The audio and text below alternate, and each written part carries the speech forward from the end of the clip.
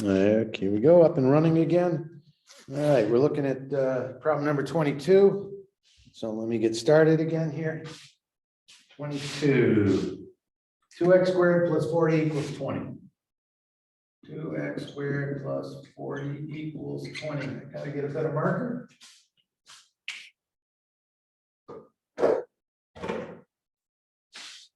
Yeah, okay, that's better. So 2x squared plus 40 from a graphical standpoint, we want 2 times 0 squared plus 40, because that's going to be a minimum area. So what value do we want x to be? 0. So this is 0, 40. And we're trying to figure out when this calculation hits a height of 20. And I think we got some imaginary answers. I think the imaginary answers are, this is 20 units. So I got to go down 20 units. I'm multiplying by 2, so I want half of that. And if I'm squaring, and I want this to get doubled to get the minus 20, then I got to have a plus minus square root. And it's centered at 0, so centered at 0. So that should come out of this.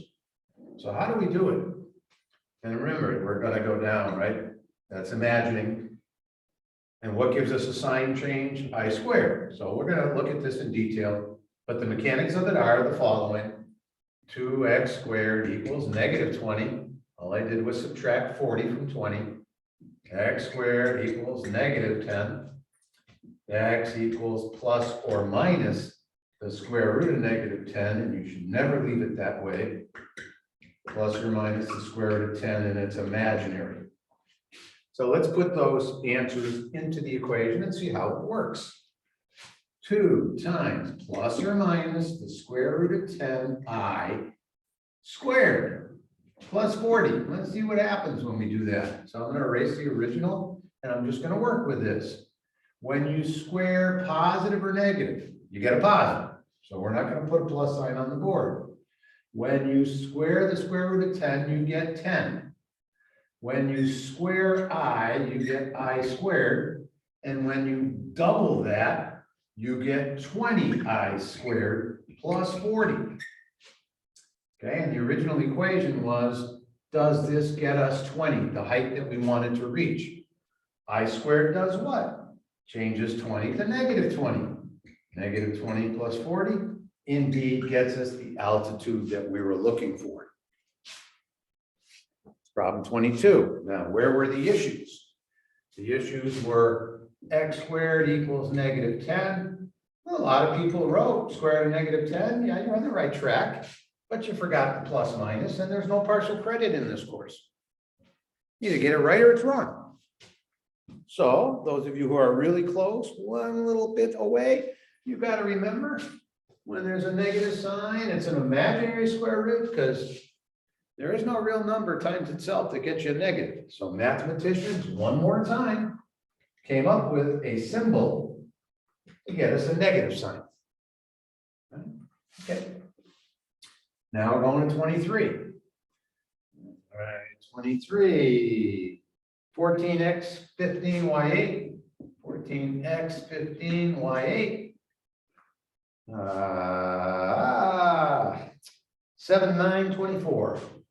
7, 9, 24, and I believe it was a subtraction. So the first thing we look at, first rule number 1, take out what's common. 14 is 2 times 7. 7 is 7 times 1. Is there anything common? Yes, it's 7. Boom. Okay, so what do I have to multiply 14 by 2 times 1? So we'll just put a minus sign there, and we won't even write the number 1. Then we got 15 x's. Well, I'm going to even draw them out. 1, 2, 3, 4, 5, 6, 7, 8, 9, 10, 11, 12, 13, 14, 15, and 9. 1, 2, 3, 4, 5, 6, 7, 8, 9. What's common? 9. I hope that's 9. I don't know. 9 of them are common, so you can take 9 out. And how many do I need? I didn't count properly, probably. But 9 to 15 is 6. So I got to get 9 and 6 to get the 15. And how many do I need to get the 9? That's still 1. So I mean, I could put the 1 here as a placeholder, right? 7 times minus 1 is minus 7. And 7 times x to the 9th times 1 is 7x to the 9th. So if you can see that. Y to the 8th, y to the 24th. I hope I don't have to do that again. So how many times 8 going to 20? Not how many times does it go in, but 24 minus 8 is 16. And if you do this multiplication, you get that line of algebraic expression. That's what you have to remember. First rule of factoring, take out what's common. All right. That was 23 or 4, I forget, but the next one is 2 cosine x equals -1. 2 cosine x equals -1. So we're drawing a circle. It's a pretty good circle, except not too good there. So cosine x equals -1/2. Cosine is the adjacent side. We want to go halfway over and then try to figure out how could I draw triangles here? Usually we go from the circumference down. Why don't I go the other way? It sure looks like a 60-degree angle to me. So I'm going 120 degrees, which is 2 chunks of 60. That's a chunk of 60. And that gets me -1/2 if I'm in a coordinate system, where that's 1 and that's -1. Also could have gone down. Right? So if that's 1 chunk of 60, that's 2, that's 3, this one's 4. 240 degrees takes me to a width of -1/2. And what else? The cosine curve, what's the cosine at 0, I'm sorry. If I don't start going around the circle, if I don't, if I just stay right there, well, that width is 1, has no height. Has no height. And therefore, I wanted to say that for, oh yes, going to draw 1 period of the cosine function.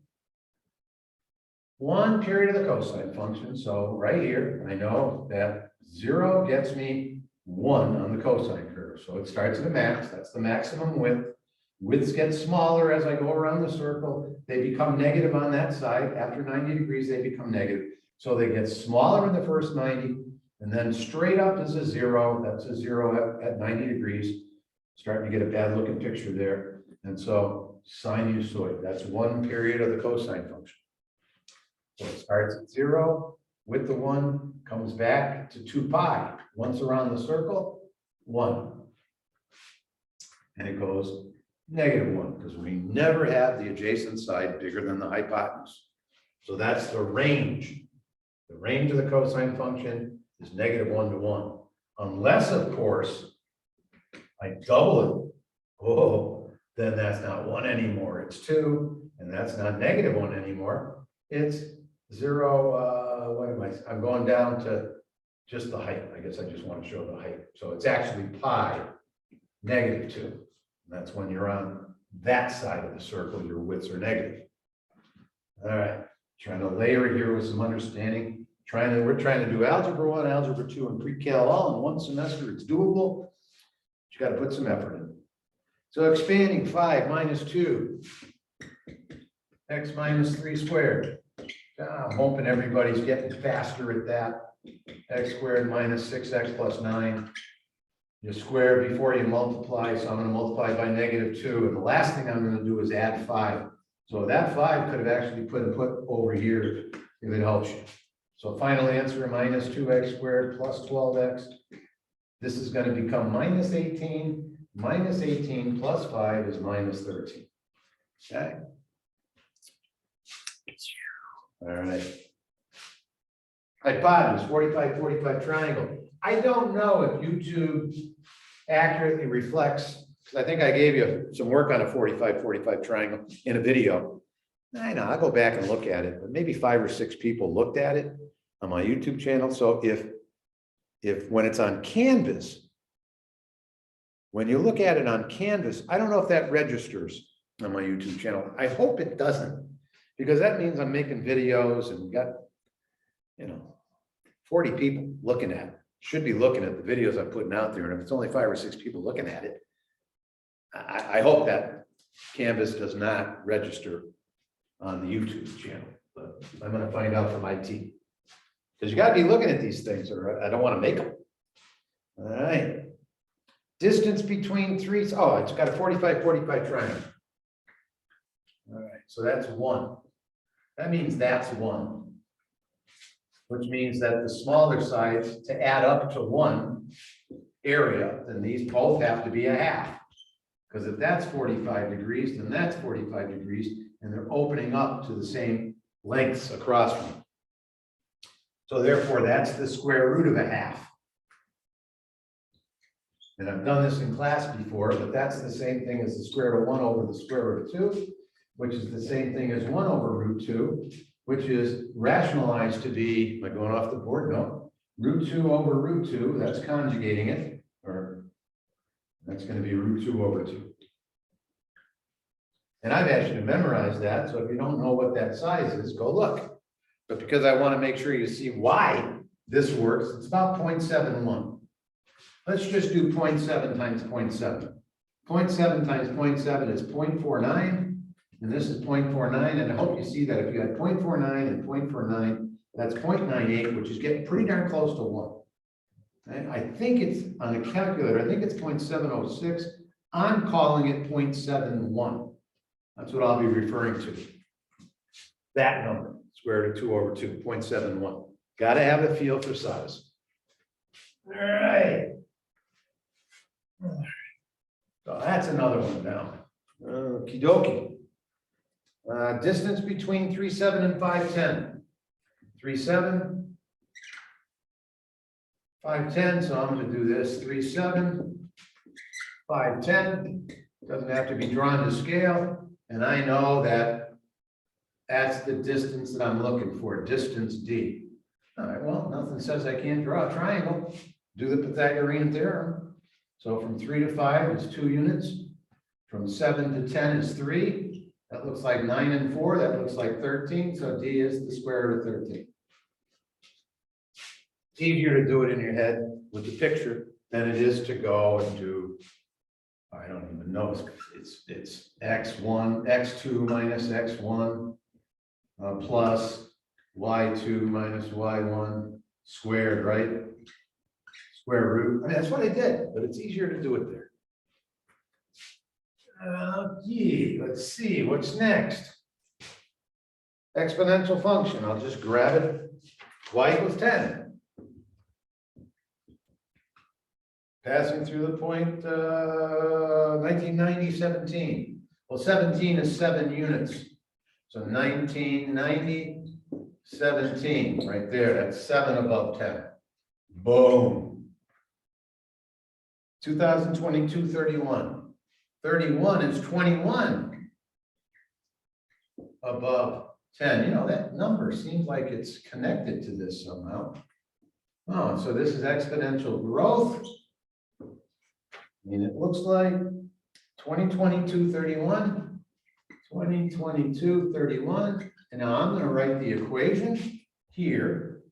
Look at where the numbers go. And I think you're capable of doing this yourself if you try. Y equals 10 plus 7, 21 over 7, t minus, I use time, 1990. Elapsed time, 32, 22 and 10 is 32. That is that graph. So pause the video, look at the numbers, figure out how they go, and then maybe we'll be able to start talking about writing that in E notation soon. Some folks are ready for that conversation. Okay.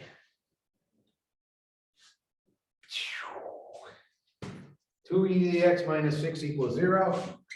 2e to the x minus 6 equals 0. So therefore, e to the x equals 3. I saw people get there. Didn't know where to go after that.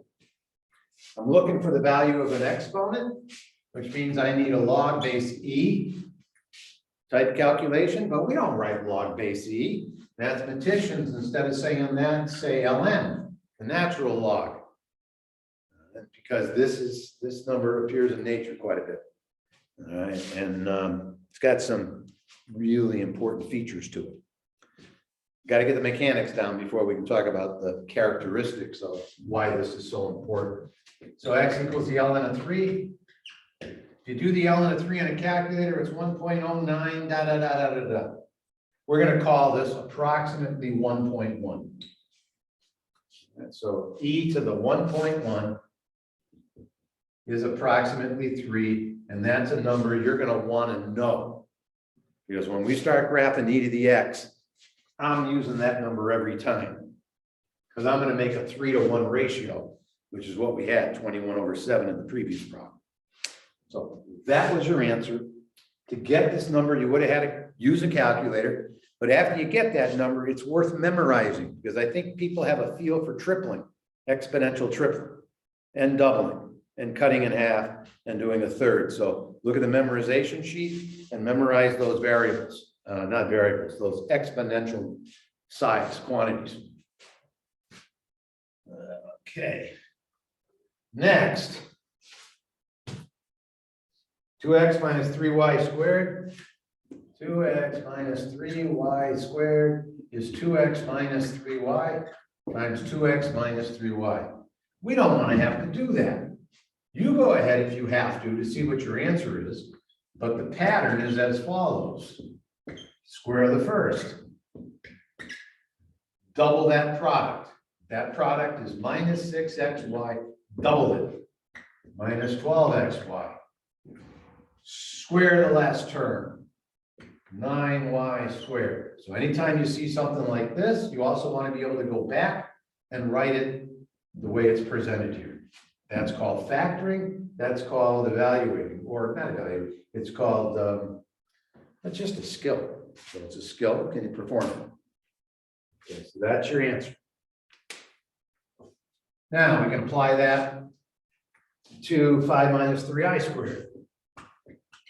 I'm never doing that again. Never doing squaring that way again. Square the first number, 25. The product is minus 15i. I'm going to double it, minus 30i. A negative times a negative is a positive. 3 times 3 is 9. I squared, we know is negative 1. So this is 25 minus 30i plus 9 times negative 1, that's negative 9. So 25, I'll put negative 9 over here with the 25, minus 30i is 16 minus 30i. Now, a lot of people got close, but had sign errors, so not right yet. See if I can try a different marker. Where all the markers are. Okay, hopefully you could see that. Yeah, you could. Okay, so we're almost there, almost done with this thing. 4/3 x minus 7 plus 2. Y equals 4/3. I'm going to get some new ink containers here, whatever they call them. 4/3 x minus 7 plus 2. And I hope you can see a 7 gets a 2. Oh, I got somebody calling. Yep, hang on. Oh, I love this music. I'll call back. I gotta get this done. Okay, 7, 2. I'm changing my x's by 3. I'm changing my y's by 4. Okay, so that's that. All right. And now I was gonna do 5x minus 3 squared minus 4. F of x equals 5 times x minus 3 squared plus 4. And what do we want? We want this thing to go to 0. So 5 times, pretty soon you can probably get an answer in your head here. And you know, I know what it is already without doing this, but you keep an eye open and you might be as well. So that's minus 4, so that's x minus 3 squared equals negative 4/5. Now we're right back to a problem we did earlier, 20 minutes ago. So x minus 3, did you remember the plus minus this time? Did you remember that inside the square root, you take the negative out and you put I there?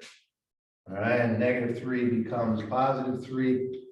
And you're going to go from positive 3, x equals 3. And then you're going to go to the right plus, you're going to go to the left plus. It's imaginary, but you're ending up at a couple of values here. So what is it here? Square root of 4/5 I. And that's what that is. All right, 3 graphs. I don't have them here. Oh, I need an answer key. What did I have? Do I have the answer keys here somewhere? Oh, yes. Yeah, I got it here. All right. So let me get this erased. Y minus 4, 5 halves, x minus 3.